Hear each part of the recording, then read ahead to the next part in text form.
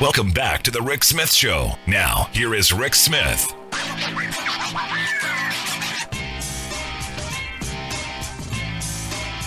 So this is an interesting story. Evidently, the woman who was the Secretary of State in Washington State, evidently she is being put forth as the head of the Department of Homeland Security's Cybersecurity Infrastructure and Security Agency. She is a Republican. In fact, one of the few Republicans who challenged the former guy's narrative on the election fraud and the claims there. So a good choice, maybe. We'll find out. At the end of the day, we need somebody in that position who's going to bring some bit of sanity back, maybe some integrity kind of stuff, maybe some, I don't know, maybe by choosing a Republican, this was a good idea. Maybe it reached some of them, or is the Republican Party too far gone? I don't know. It's going to be interesting to see how this plays out. But here to share some thoughts and ideas on where we are, especially around the election claims, I've asked our good friend Jared Yates Sexton to come back and talk with us. Jared is an author, political analyst, and host of the Muckrake podcast. His book, American Rule, How a Nation Conquered the World but Failed Its People. Jared, thanks for taking time for us. Thanks for having me, buddy. So what do you think of this Kim Wyman, now evidently going to head up this important part of the Department of Homeland Security? I got to tell you the honest to God truth, Rick. I don't know how anybody puts the R next to their name right now. I mean, you know, this is a moment of conscience, and I really don't know how you stay with the party. Like, you can sit there and say that you want to make good on something or try and fix this party, but it's time for the Republican Party to go away. It's time for something else to come out that has some sort of a principle or some sort of a, I don't know, a tether or a foundation to reality. It gives me a little bit of the willies, to be honest with you. Now, I saw it, and I'm going, I get the idea, reaching across the aisle. You want to bring someone from the other party. You want to show some bipartisanship, and maybe the idea that, this person's going to have a little more, Republican value. But I got to tell you, most of the folks I know, we're solidly in the camps. I don't know if that works anymore. Yeah, I don't. I mean, I would really want to hear from somebody what they think Republican principles are. You know, we've talked about this in the past. Oh, they're for small government. That's why they want to do everything possible to get into your lives. Oh, they're fiscally conservative. That's why they run up the biggest deficits imaginable. Oh, they're socially conservative. That's why the former guy had a relationship with a porn star. I mean, when you really start going down the line, these principles aren't real. These are cudgels to try and gain power. So if you have an R next to your name, I'm sorry, but you got a lot of explaining to do at this point. At this point, you're absolutely right, especially when you look at what happened on January 6th. I don't know how you explain that away as, it was just a frat party like we saw former Sheriff Clark say over the weekend at that crazy Q quack convention in Vegas. It certainly wasn't a normal day of tourists, as some have said. It was an insurrection. It was a coup attempt to overthrow our government. No, it absolutely was. And now to even hear them try and explain it, I mean, that's when you know that your alibi is bad, is when everybody has a different one. And at this point, some of them were tourists, some of them were exercising their rights as patriots. Other people, Rick, I don't know if you've heard this one, they were being entrapped by the FBI. I mean, it was a real mess. So, no, I don't know how you stand to the side when your party literally tried to overthrow an election. And, to be honest with you, anybody who was a Republican back in 2000 when they stole the election, I don't know how you stayed there. So at this point, that rolling momentum of this party's decay and self-destruction, like, you really got to take a look in the mirror.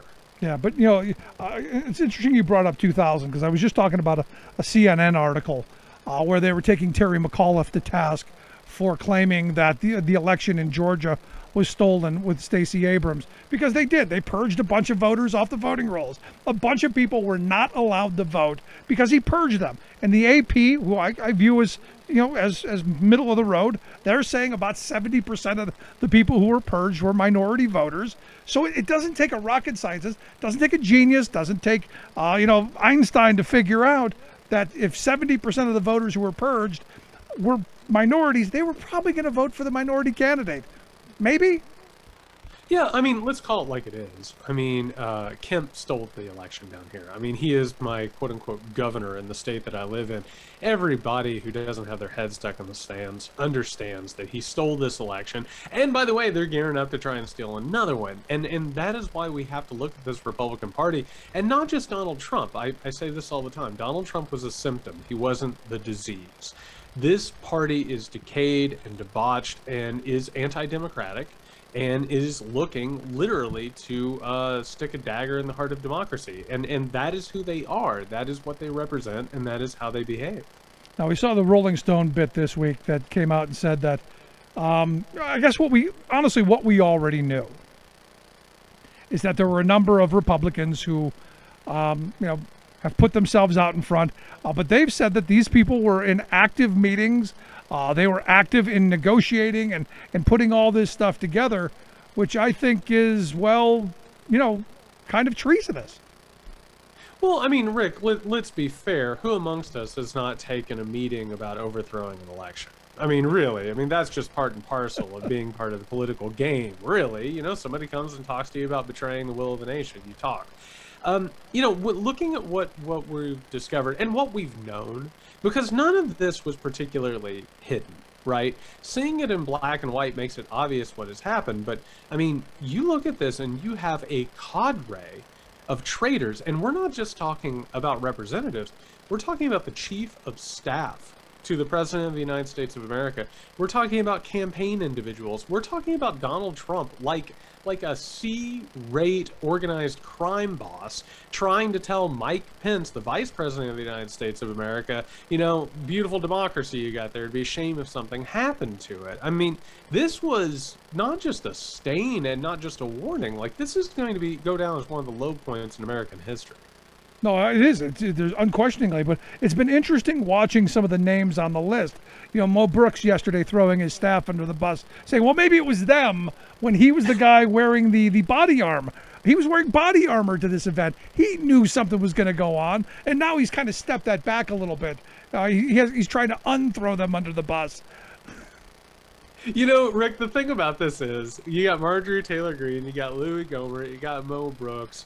I think when you take a look at this might be one of the few times where somebody uses the stupid defense in court, which is, these are the dimmest bulbs that the Republican Party has to offer.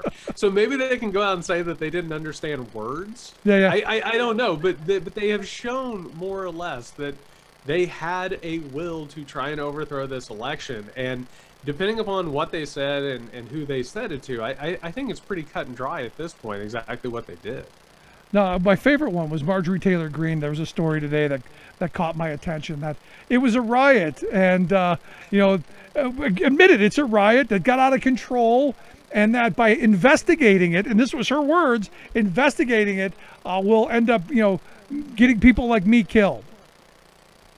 Oh, well, that's a reason not to investigate a potential coup. I have to say, Marjorie Taylor Greene gets a lot of grief out there, but she is just an absolute wonderful example of how a CrossFit enthusiast can really serve in the United States Congress and just really bring a lot of intellectual heft and integrity. It really is a group of people that it's the gang that couldn't shoot straight. But they're literally going to play around, and they're going to try and overthrow the government. Again, I mean, that's where this thing is going. Until some of these people get held accountable, and until we actually investigate this, we're in danger of this group of nincompoops actually somehow or another putting something together that could put American democracy in peril. No, and we see it every day, I think, coming out of these people. Because, you give them credit. They show up everywhere. They're at all of these events to keep riling up the base, to keep believing this big lie. And every day we see stories of someone who they absolutely believe Donald Trump's still president. He's coming back. And they believe all of these crazy, weird, way out conspiracy nonsense things. And you go, where is this stuff coming from? How do you believe this stuff? Well, and a lot of it, and this is the sad truth about it, a lot of it comes from a place where the people who believe it, they're looking for something. You know what I mean? And before we started recording this, we were talking about the strikes and the labor protests. A lot of those people have been sitting around waiting on something to get involved with, a crusade to be a part of, something larger than themselves. And for some people, you go and you shut down an exploitive business. Other people think it's about overtaking the government or throwing their weight behind a military coup. The difference in this entire situation is that the Republican Party and the wealthy and the powerful who bankroll them and use them as a PR front have figured out you can fill them with all kinds of poisonous lies so that they're not going to be mad at you, who they deserve to be mad at. And instead, we're going to put it on vulnerable populations. We're going to say it's George Soros. We're going to say it's the traitorous liberals. It's labor unions, right? It is anybody except for the people that have actually exploited these people. And that's what's happening here, is it's a redirection and a misdirection of the anger that these people rightfully deserve. And now we see coming out, when you're talking, Facebook, deliberately brought these people together based on their happy smiley face emojis or angry face emojis, and the angry face emoji got the most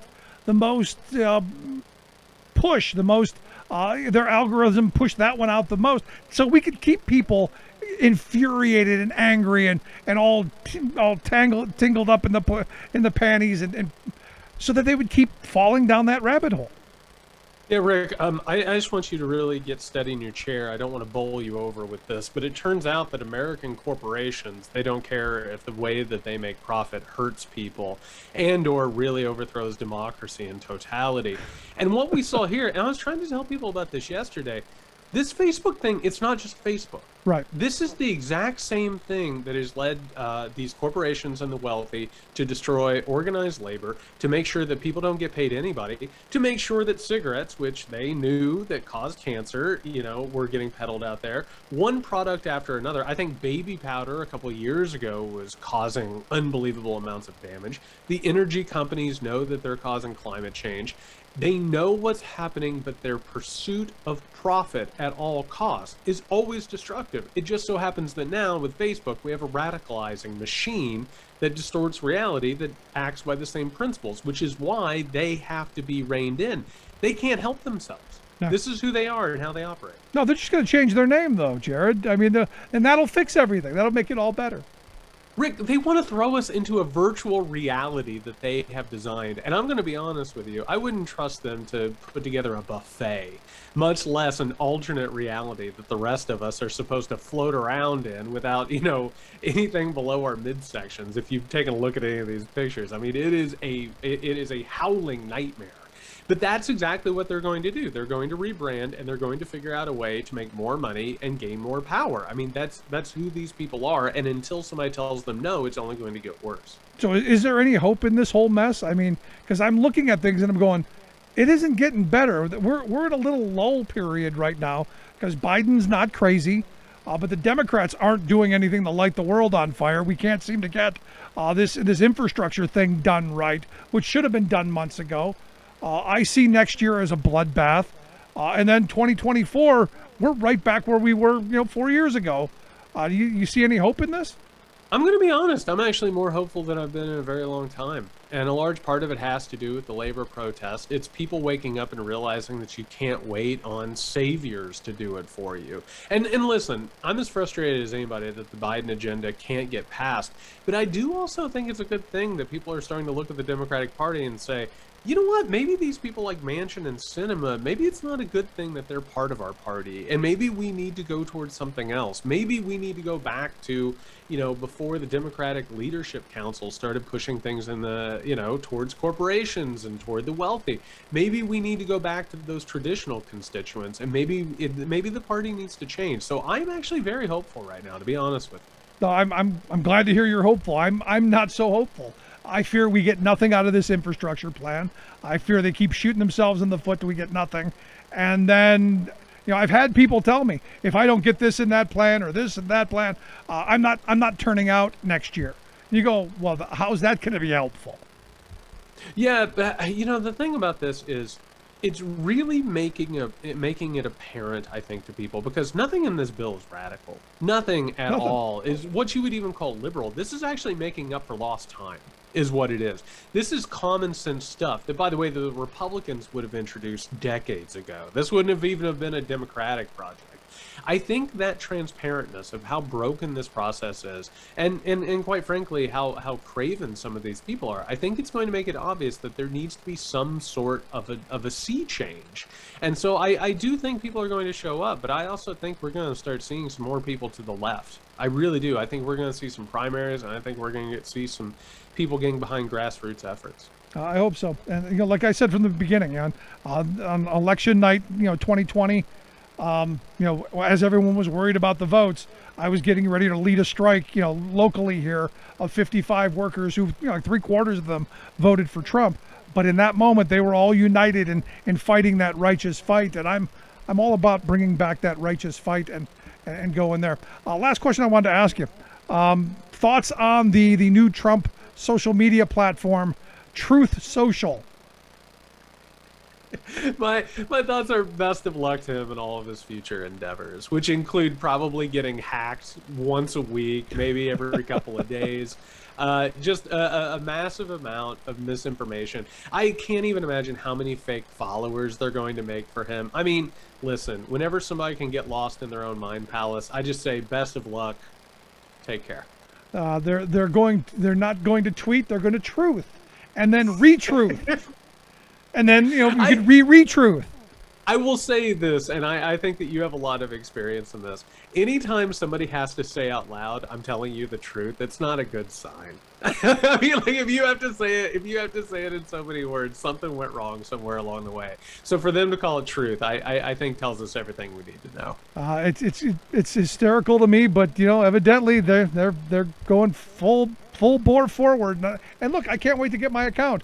I was hoping to get maybe a Donald Trump one. I love it. We should go in on one and just ride that wave out, because I think it's going to be a heck of a show. I really do. I think watching that convertible jump off the cliff it's going to be a good time. I'll just say that. There you go. Good stuff, Jared. As always, I appreciate the time, man. Great talking with you. Thanks, buddy. Our good friend Jared Yates Sexton. Make sure you check out his book, American Rule: How a Nation Conquered the World but Failed Its People. Also check out his podcast, The Muckrake Podcast. We'll get links out on social media on how you can do that. Quick break, right back. Stick around. You're listening to The Rick Smith Show, where working people come to talk. Remembering that united we bargain, divided we beg. Rick Smith.